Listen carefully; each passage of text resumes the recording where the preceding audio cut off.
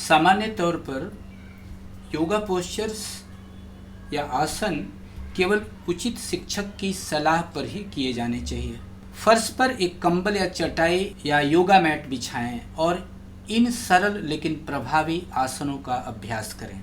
Yoga postures या आसन जो है ग्रंथियों, नसों, मांसपेशियों और शरीर के सभी अंगों को प्रभावित करते हैं। अंतःस्रावी ग्रंथियों पर दबाव और उन ग्रंथियों से स्रावित हार्मोन के संतुलन के माध्यम से इससे भावनाओं का संतुलन और मन शांत होता है। योगासन करते समय शरीर ठंडा और शांत होना चाहिए और पेट भरा हुआ नहीं होना चाहिए। दीर्घ प्रणाम। अपने नितंबों को अपनी एड़ियों पर टिकाकर और अपने पंजों को आगे की ओर करके घुटने के बल बैठ जाएं। अपनी हथेलियों को एक साथ रखते हुए ऊपर, अपनी भुजाओं को अपने कानों के पास लंबवत ऊपर की तरफ फैलाएं। धीरे धीरे अपने भुजाओं और सिर को एक साथ नीचे लाएं। पहले अपनी गर्दन को झुकाएं। अब अपने माथे और नाक को फर्श पर टिकाकर हाथ आगे की तरफ प्रणाम मुद्रा में फैलाएं। नीचे जाते समय सांस छोड़ें और 8 सेकंड तक सांस रोककर वहीं रखें। फिर सांस अंदर लेते हुए ऊपर उठें। 8 बार अभ्यास करें। आपको शुरू में 8 सेकंड तक अपनी सांस रोककर रखना मुश्किल लग सकता है। अगर ऐसा होता है तो इसे कम समय के लिए रोकें। अगर आपके पास हर आसन को 8 बार दोहराने का समय नहीं है तो हर एक को कम से कम 4 बार दोहराएं। कोबरा पोस्चर और भुजंगासना। पेट के बल लेट जाएं। अपने शरीर के अग्रभाग को हथेलियों के सहारे ऊपर की ओर उठाएं और छत की ओर एक टक देखें। उठते समय सांस अंदर लें और 8 सेकंड के लिए उसी फाइनल स्थिति में अपनी श्वास रोक कर रखें। श्वास छोड़ते हुए मूल स्थिति में आ जाएं। 8 बार अभ्यास करें। योगा पोस्चर से या योग आसन से निम्नलिखित लाभ होते हैं। ग्रंथियों से हार्मोन स्राव को संतुलित करता है। शरीर को लचीलापन बनाता है। श्वसन क्रिया साथ ही साथ रक्त और लसिका परिसंचरण में सुधार करता है। आंतरिक अंगों का मसाज करता है। जोड़ों को डिटॉक्सिफाई करता है। नसों और मांसपेशियों को आराम देता है। यह आपके दिमाग को शांत और संयमित बनाता है। यह रोगों के प्रति आपकी प्रतिरोधक क्षमता में सुधार करता है। कुछ बीमारियों को ठीक भी करता है। त्वचा की चमक और कोमलता बढ़ाता है। शरीर की प्राण शक्ति प्राण को संतुलित करता है। महिलाएं ध्यान रखेंगी कि ध्यान के आसनों को छोड़कर मासिक धर्म या गर्भावस्था के दौरान आसन नहीं करना चाहिए। योग मुद्रा, इसे योग आसन भी कहते हैं। पद्मासन या क्रॉस लेग में बैठ सकते हैं। अपनी बाईं कलाई को अपने दाहिने हाथ से अपनी पीठ के पीछे पकड़ें। धीरे धीरे अपनी ठुड्डी को नीचे करें। फिर अपनी गर्दन को जितना हो सके नीचे झुकें। नीचे जाते समय सांस बाहर छोड़ें।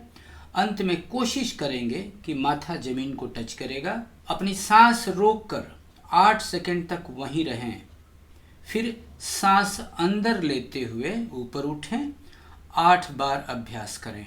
आसन करने के बाद कम से कम 2 मिनट के लिए गहरी विश्राम अवस्था में लेटने से पहले त्वचा की मालिश करनी चाहिए। शरीर की हल्की मालिश करनी चाहिए।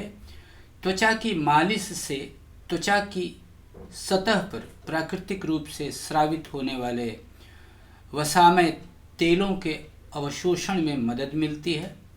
गहरी विश्राम अवस्था जो है वो शरीर को आसनों से प्राप्त सकारात्मक ऊर्जा को आत्मसात करने का मौका देती है। जो गहरी विश्राम की जो अवस्था है जिसको हम शवासन कहते हैं, हाइबरनेशन के समान विश्राम प्रक्रिया को प्रेरित करता है।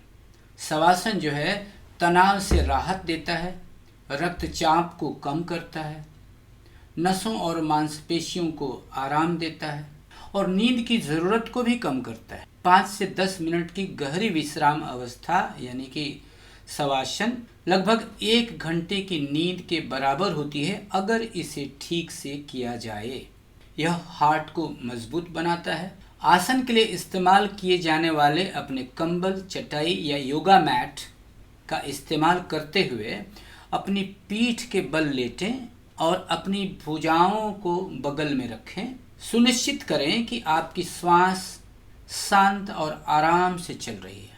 अब अपने पूरे शरीर पर जाएं, अपने पैरों से शुरू करके अंगूठों से शुरू करते हुए सचेत रूप से सुनिश्चित करें कि प्रत्येक भाग पूरी तरह से आराम में है, रिलैक्स्ड है, बिना किसी मांसपेशीय तनाव के। पैरों से लेकर टांगों तक जाएं, प्रत्येक भाग को सचेत रूप से जांचते हुए कमर के क्षेत्र में, पेट में यह भी महसूस करें कि आपके आंतरिक अंग आराम से हैं, रिलैक्स्ड हैं।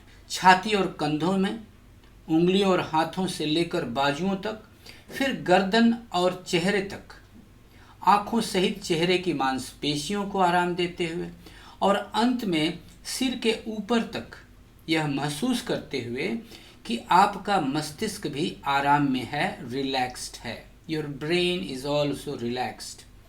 एक बार फिर जांचें कि आप शांति से सांस ले रहे हैं और ऐसे ही रहें कुछ और मिनटों के लिए पूरी तरह से आराम में।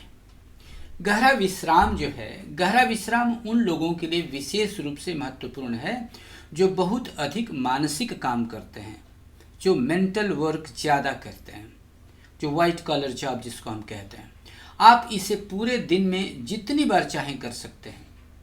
जब भी आप मानसिक रूप से थका हुआ महसूस करते हैं तो बस कुछ मिनट भी आपको तरोताज़ा और पुनर्जीवित करने के लिए पर्याप्त हो सकते हैं।